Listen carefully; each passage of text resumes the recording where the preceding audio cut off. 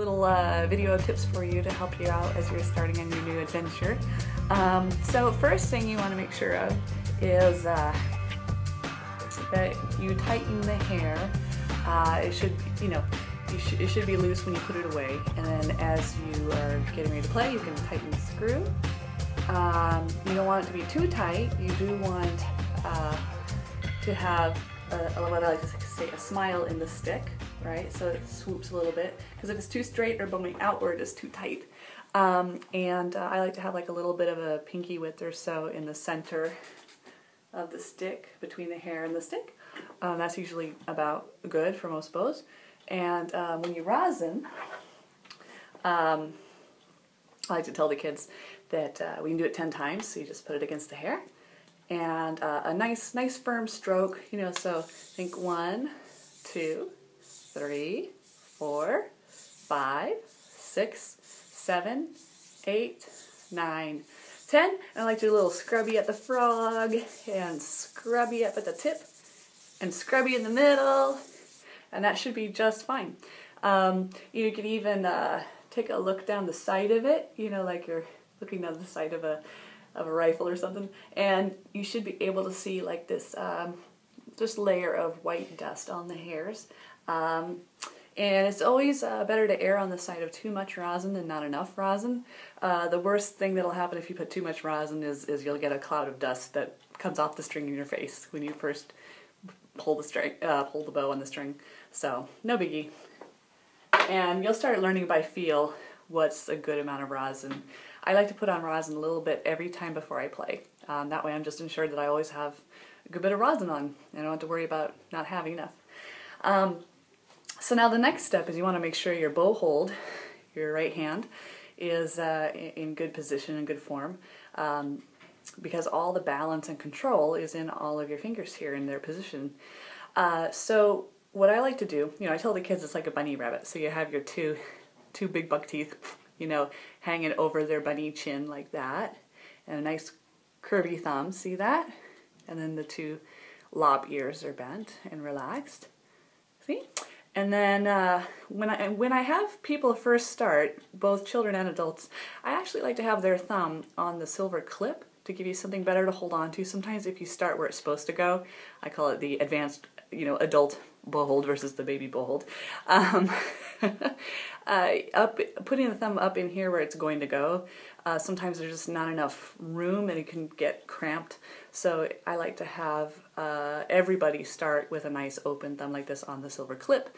Even though it's a little clunky, it at least encourages good form and gives you something to hold on to so you don't feel like you're going to drop it at first. And then when you're really comfy with the hold, after you maybe spent a week or 2 with it like this, you can try it by moving up into here. So let me show you the differences between those. So in beginning, I would put the tip of your thumb right against the silver clip like that. And then the proper bow hold, after you get comfy with this, the thumb's just going to move up. Same position, same bent thumb. The tip is going to go in between the 2 bumpies. See that? So there's a bumpy on the frog and then a bumpy against the leather. And your tip's just going to kind of settle in between the 2. And if you like, you can rest your knuckle against the hair. It doesn't have to stay there the whole time, but it's a good reminder if you are worried that your thumb's doing this, which will give you a really wimpy, flimsy tone. You won't have control, right? To remind you to keep your thumb bent, you can always rub your knuckle against the hair, and that's totally fine. Anyway, so thumb, and then you want to be careful of these middle fingers. Make sure they're always hugging the frog like this, just relaxed. Sometimes, especially when we're not paying attention, they like to creep up on us like this, which means you, again, lose control and get tension in here. Tension isn't good, stiffness isn't good. So they can just relax and hang out over the frog like that. And then your index finger rests on its pillow, its leather pillow. See how my hand kind of curves to the side? It kind of leans. That'll give you some nice weight to your stick and control. And then your pinky, he is the power pinky. He controls and drives the direction of the stick. See that? So the thumb is like the fulcrum of the seesaw, and your pinky's the driver. He controls that entire long stick. So pinky's got to be nice and curvy and strong. You may actually feel some, you shouldn't feel pain, but you'll feel like you've worked this muscle if you're doing it right, you know. You'll feel he's doing his job, you know. So yeah, and I sometimes tell the kids a story about the 5 little children who took a swimming lesson. One little child was so excited she dove into the water and came up for air. The 2 little children in the middle sat on the edge of the pool and dangled their feet in the water. This little child it was so early in the morning that she laid on the side and put her hand in the water. And then this little child was so scared of the water, he stood up on the edge and looked over. So, yeah.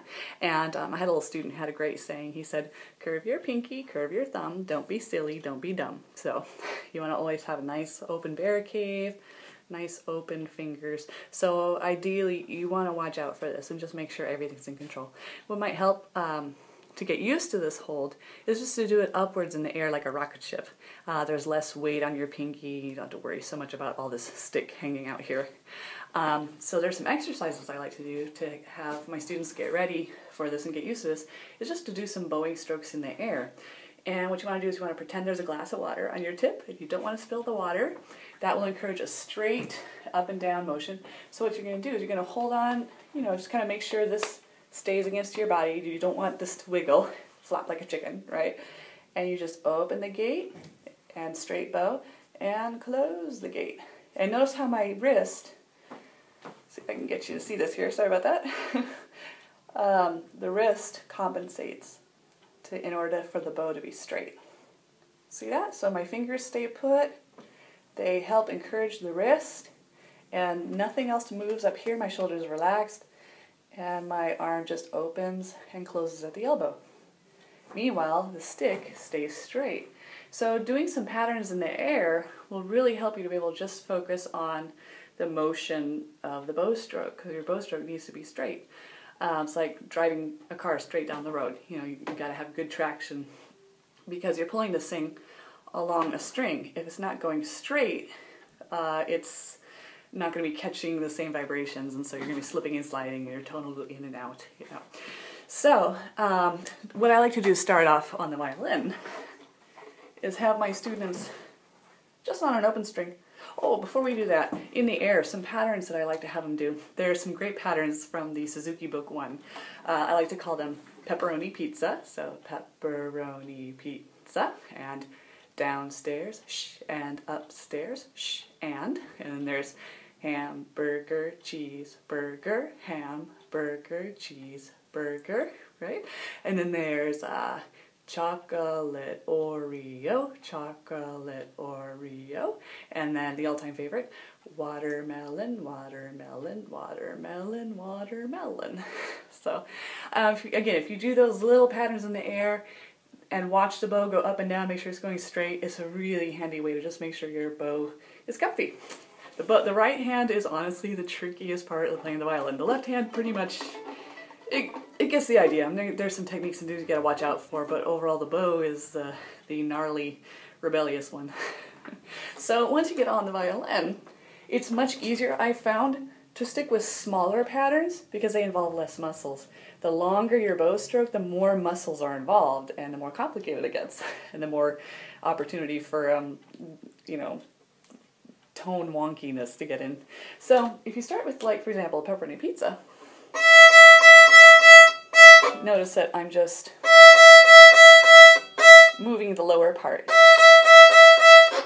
just like I did in the air, right? Now, so you can run through your patterns on each of your open strings and feel what it feels like. A key tip to watch out for is as you're changing strings, the down-up motion, open-close motion of your elbow stays exactly the same. All that changes is the angle. So don't let your arm like do this flapping thing, because it's not necessary.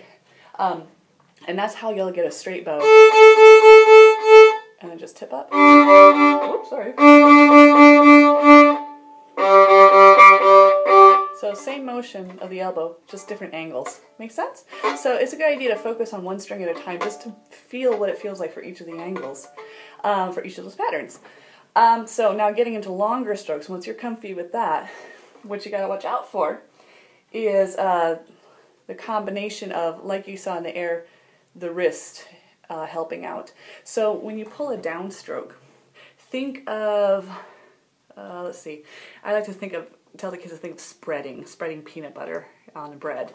So what happens is your wrist comes down, which puts weight on your index finger and gives a nice solid tone down the stick all the way to the tip. You can feel the stick kind of bending under the pressure, and that's all right, you know. That'll pull the sound out of the string. So that's your down bow. Now your up bow is going to be, I like to think of a scoop, like you're scooping ice cream. So you're scooping this way, let your knuckle guide the wrist upward. It's very graceful, you know. It's like dancing. And that will, you have basically a smile stroke. You're following the stroke of the stick as it goes across the strings. And that way, if you can imagine the pitch is actually on the inside of the string, don't be afraid to dig in a little bit and pull the sound out and then sweep the sound up. So you're going to end up, now remember these are just for your longer strokes, pulling a nice down bow. See if I can get you to see this here. See that? See my wrist there? And then on the way up, and the wrist comes up.